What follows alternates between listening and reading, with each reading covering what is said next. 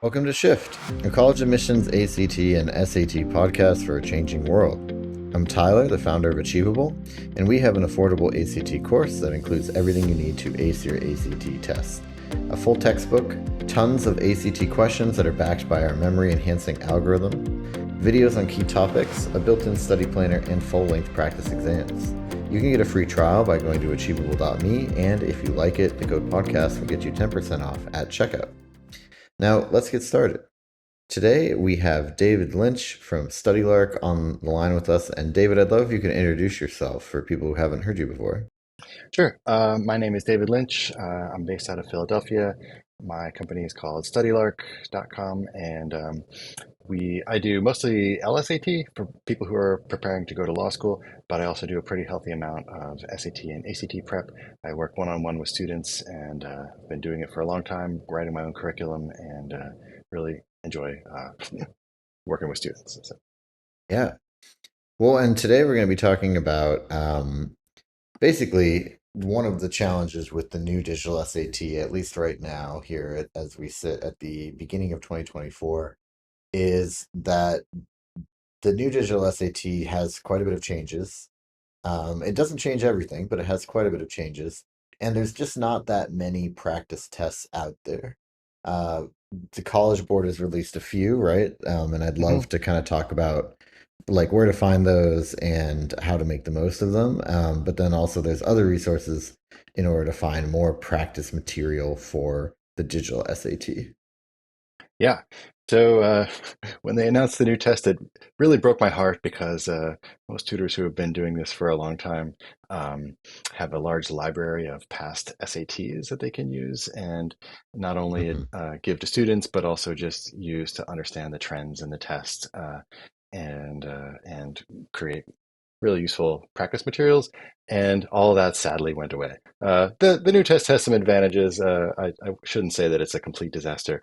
I do like some things about it, but the specific thing that made me sad was that that very large library of practice tests and materials suddenly became a very small library of practice tests. Right. But there are some things that students can That's use. kind of like maybe cynically maybe part of why they did it. Perhaps, yeah, just to make all the tutors sad, I guess, if they are viewing it as an adversarial relationship. But anyway, so I think people probably know that the main place that College Board is steering students in terms of taking practice tests is an app called Blue Book. And Mhm. that certainly should be a very central part of every student's prep. That's the very best place to find actual SATs released and created by the College Board in the exact interface that the real test is administered in. And so that's something that everybody should be using. Um, so, the way to acquire that is go to whatever software store of your choice, depending on your device, and download the app from the College Board called Blue Book. And you can link it up with your College Board account. And it has, as we sit here, as you said, in the beginning of 2024, right now, 4 full-length SATs within it. There are some rumors that more tests will be forthcoming, perhaps another two by this spring. But for now, we have four full-length tests. Um, so, for one thing, you want to use those very wisely, right? So don't just take one for fun while sitting on your couch in your pajamas without the time limits and not paying very close attention just to see what the test is like, because you will have burned a pretty significant portion of your most valuable practice tests. So you Mhm. should even consider taking a blue book to be kind of like a special occasion where you really try to recreate the testing conditions and make sure you're giving it your very best effort and making the most of it. But I think, Right. And yeah, that's just something I wanted to highlight here, and sorry to interrupt you, but yeah, I feel like, there's lots of great vendors out there. I'm not here to specifically talk about how great Achievable is, though we're great too. right. But I think that in general, we all try to make our practice tests and our little prep programs as close as we can, but there's no substitute for being the people that actually make the real test, both Hmm. because they're probably using either old or like rejected problems, or because frankly, just like they're the ones that make it, right? So they've got the same, it's the same people doing it. They have the same rules. We're all trying to kind of infer this stuff from what we see, right? And so it's, Yeah. the difference between being the person who does it versus the person who's, kind of trying to mimic it as a third party. Yeah, I totally agree. I think there's some really excellent people making really excellent resources out there. And probably most students will end up using some mixture of third-party resources just because it's limited in terms of what's available from the College Board. And I don't think you're doing yourself a disservice, but as you said, it's basically impossible to write questions that are as good as the College Board questions, or to write full tests that are as good as the College Board's full tests. Uh, Believe me, I've tried, and it's very, very difficult. They just have 26 layers of editors and $1 million budget for every single test, and it's just not something that can be replicated by a third party question writer. Um, yeah, and so anyway, aside from those main four tests that you're taking, uh, the thing that I'm kind of excited about to talk about is that you can go beyond those, and there are additional sources of College Board questions that a student could find and use if they want to leave no stone unturned and really get the most of the quantity of practice that they get through. So one of the things that's worth knowing is that within the Blue Book, there are also, besides the four SATs, a couple of PSATs. One of them is a PSAT 10/NMSQT, which is basically the PSAT that people take for national merit. And it's almost indistinguishable from the material that you will see on the SAT. So it's an excellent source of practice. And there's also what's called a PSAT 8/9 lurking inside the Blue Book. And even though that is Mm-hmm. generally intended for eighth and ninth graders who are being marketed to for the SAT track, still those are excellent. They're going to be a little bit easier, but they're still high value questions that are written by the College Board and can allow you to practice some of the same topics that show up on the SAT. So I Yeah, would it sounds encourage like a people to great use place to those. start. Mhm. And then, so those are relatively easy to find. It's right just on the main menu when you open up the Blue Book. A little bit harder to find is some additional questions that are in the Blue Book app that do not get served up to you unless you go looking for them. And so people may know that the SAT is now an adaptive test, meaning that the difficulty of the questions changes based on how you're performing in the middle of the test. And what that means is that there's like a larger bank of questions from which they're pulling from. And as you go through a particular practice test, they're choosing which ones to serve you up and which ones to not serve you. And so when you sit down and take practice test number two, for example, there's some questions that they decide to give you and some questions that they that just don't get presented or administered to you. So if you want to get those questions, you can, but you have to do that by basically tricking the Blue Book app. And so uh, the way it works is for the verbal, you're going to see everybody sees the same first module, and that would be a set of 27 questions. And then depending on how you did in that first module, it's either going to serve you up a harder second module or an easier second module. And so if you're doing well, then you're going to get the harder second module. But if you want to go back later and try the questions in the easier second module, um, then what you can do is take the test again and intentionally bomb the first module, and then it's going to serve you up the second module. And so you wouldn't do this with the intention of getting a score or working on questions that are exactly tailored to your right difficulty level, but you Hmm. would do this with the intention of just seeing more questions written by the College Board. Or if you were initially served up the easier module when you were doing the test, then you want to see what those questions would be like in the harder module as a way of challenging yourself and getting exposure to more difficult questions. Then what you need to do is get the answer key to the first module, which you'll get once you've completed the test, and then go in and sort of basically cheat by intentionally putting in all the right answers to the first module, and then it will serve you up the harder second module, and so you can do those questions. And then the same process applies on the math side of things. Um, Right. So, Yeah, that's a good tip to mhm. like get the hard questions on purpose using the answer key. Is that something that I guess if you take the first section, do you get the answers at that point before the second section and then you can do it again? Or is it like you have to go to another website to find that answer key?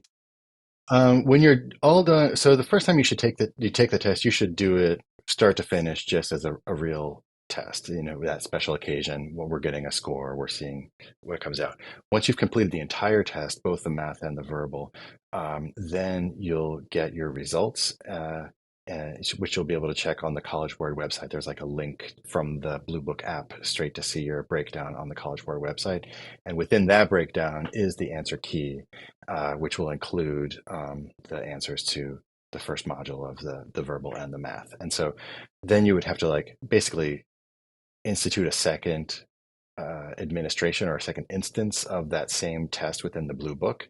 And it'll save your results from the last one, but it'll be basically a fresh copy of that test. And within that fresh copy, you can simply refer to the answer key for the first half of the math or the first half of the verbal and use those answers. Mhm. Got it. Yeah. Yeah, Um, very yeah. cool. Any other Hmm. things on this like Yes. yeah, okay, cool. I wanted to say I felt like there's a couple more ideas. So let's say you've exhausted all those Hmm. options, right? Or let's say that you maybe, Hmm. as we suggested earlier, want to keep those full-length practice tests for the new digital SAT that are just created as Yep. like the most important milestones Hmm. and checkpoints. What are some Yep. other things you can do? So Khan Academy is great. So for one thing, when you complete a Blue Book test, there's an option straight to Khan Academy that allows you to review not just the right and wrong answers, but explanations for um, all the questions. But in addition to like reviewing the actual test that you took within the Blue Book, Khan Academy has a whole free SAT course that has a little bit of strategy. The strategy is not bad. It's certainly all accurate. And it just might be a little bit superficial. Well, maybe that's not the right word. It's just like uh, doesn't get really deep. So it's some like basic pointers that are all good basic pointers. But the most exciting thing about Khan Academy is that it does have quizzes throughout, the math and the verbal, and they're relatively robust. You can get definitely a few hundred questions on both sides of the test that do not overlap with the Blue Book that are created in conjunction with the College Board. So these are questions that are basically just as good as the questions within the Blue Book. They're not within the context of a test, so you're not getting a score out of it, but you can navigate throughout that content and find questions on particular topics and of particular difficulty levels. And so you can get kind of what you're looking for and be assured that it's aligned with exactly the way that the College Board writes questions. So that's another really good source of materials, um, of questions. Got it. Yeah, and then the one that so I think Khan Academy is pretty well known. One that might not be so well known is that if you go to the College Board website and search for something called the Educator Question Bank, this is a tool that actually has well, it's it's pretty well named. So it's a bank of questions that is just available. And so actually, I noticed not too long ago that there's something within the students if you as a student go to the College Board and poke around your own um, like Blue Book results page, there's a pretty obvious link to something called a student question bank, and this functions in very much the same way as the educator question bank, but it doesn't seem to be as robust. It doesn't have as many questions in it. Hmm. So the educator question bank has over 2,000 math and verbal questions, many of which are not found anywhere else. So they're not in Khan Academy and they're not in the Blue Book. They're just extra questions. And I think the interface is a little clumsy, but it does allow you to do some basic things like sort by difficulty or choose questions by difficulty and choose questions by topic. And so you can kind of create practice question sets for yourself. And you can even kind of choose which ones you want to work on and export them as a PDF or somehow group them together. And you have a few different options, such as just seeing the questions or seeing questions plus explanations. And so this is actually a pretty deep resource. I mean, 2,000 questions will keep you busy for a while. The one thing that's annoying about the question bank is that questions from the blue book are mixed in with those. And so you might want to hmm, there's it takes some work to like make sure you're not spoiling the blue book tests. So I think a lot of tutors have gone through and done that kind of work. So if you're working with somebody, you might want to see if they've kind of separated out the questions that aren't going to spoil the blue books. Or one thing you could do as a student, if you are planning on taking all the blue book tests, is just wait until you've done all of them and then make use of the educator question bank so that you don't spoil any of the blue book tests. Right, yeah, Yeah. because So, the other key thing with those blue book tests is that they're a checkpoint for you so that you can see what your kind of rough score is going to be, and yeah, you can see what like problem types you need to work on. So it's more important to keep those pure than yeah, to yeah. do those. Yeah. Right. Yeah, for sure. Um, and another thing that people can use, although again, you need to be careful with it, is that there are what the SAT calls linear tests, and these are released in PDF form, Mhm. and um, and they're basically it's called test one, two, three, and four. The sort of maddening thing about these is you can find them and download them and basically take a practice test on paper. Um, they're on the College Board website, but again they have a lot of overlap with the blue book tests, and they also have a lot of overlap with the educator question bank. And so it is a source of questions. You would not want to do it before you do the blue book test because again you're going to spoil them, but it's just like one more place to see some questions arranged in such a way that you could perhaps get a score out of it, although you may end up seeing questions that you had already seen before. Yeah. Yeah, it makes a Yeah, lot of that's one of sense. the things. Yeah, I think just it's in general so important to do lots of practice problems and for those problems Yep. to come from, as close to the source as possible. But then also Hmm. to have, practice problems from different sources, like at least, two Yep. different sources, one being College Board, and then Hmm. one being maybe like your vendor, right, or something like that.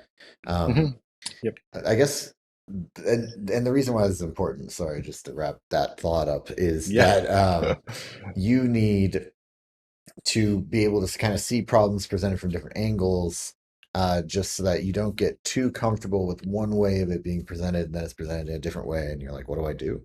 It's Right. helpful for that. Hmm. Then the Yeah. last question, at least I had, was kind of one of the things we talked about during the prep of this call was like kind of going back to older practice Hmm. SATs and things like that. And there's a ton of them out there, which is the good news. The bad news is Hmm. like you need to figure out how relevant different questions are, which if unless you're working with a tutor might be kind of challenging. So I'm curious like what your thoughts are on that, and if you have any advice for people trying to do that. Yeah. I think those can be a good source of questions, as long as you said, you're using them in a way that corresponds to the digital SAT, or is you're working on things that are relevant to the current digital SAT. So if you do find old past SATs, like the paper version, the math is going to be pretty relevant. In fact, one of the noteworthy things about the Educator Question Bank, this is released by the College Board as being uh, like aligned with and valid prep for the digital SAT, but many of the questions within that question bank are directly from paper SATs, like the old version of the paper SAT, including ones that were recently administered or even from a while back. There was um, the official guide, which was a big paper book with eight eight or so tests in it. Many of those have lived on. Many of those math questions have lived on in Mhm. the educator question bank. So I think that's a pretty clear indication from the College Board that the math is basically the same in terms of the topics that they're testing. Mm, There's a few things that may have gone away, sort of rare things like imaginary numbers. Uh, and it's also noteworthy that there is no no calculator section on the digital SAT. So Right. it might be most relevant to be using just the calculator, just the calculator questions if you're using older tests. But the when I do the when I sit down myself and do tests from the blue book, the math section feels utterly familiar. It just feels almost indistinguishable from the old SAT, just in terms of the question types and the way that those topics are presented, and the range of topics and the range of difficulties. So I think on the math side, especially no calculator section, is pretty from the old SAT is pretty relevant to the modern. The reading side is different. So on the reading and writing on the modern test, you don't want to be using section one from old SATs. It's just not really relevant in any kind of easy way. Hmm. The writing side, what you can do is seek out those questions that seem to be uh, just about kind of straight up grammar rules, things like punctuation, things like subject verb agreement, and things like transition words, kind of deciding between however versus therefore versus consequently, something like that. So you might have to do like a little bit of cherry picking through the section twos of the old SATs, but those questions are still pretty relevant. They're still asking this about the same core issues, just in a slightly different format because it's no longer within the context of a long passage. But if you want to practice your comma rules, then old SATs are a great opportunity to do that. Got it. Yeah. And then yeah, just anything that we missed here. Well, no, I mean, I think as far as I know, that's kind of like the maximum that you could milk sources from the College Board. Uh, we will certainly be very eagerly awaiting if they come out with a couple of new tests to add to the Blue Book. Mhm. But as you said, that can take you pretty far, but most people will end up kind of supplementing the official questions with things from third-party providers, and so I wouldn't. I think that those can play a meaningful and helpful role in people's prep as well. So get recommendations, look around, try a few different things, see which ones kind of resonate with you. There's some great resources out there, but certainly make sure that the College Board stuff is a pretty central part of your prep. Yeah, exactly. Thank you so much. This has been Shift, a college admissions podcast for a changing world, hosted by Tyler from Achievable with Dave Lynch from StudyLark. And you can get a free trial of Achievable's ACT course by going to achievable.me and use the code podcast to get 10% off.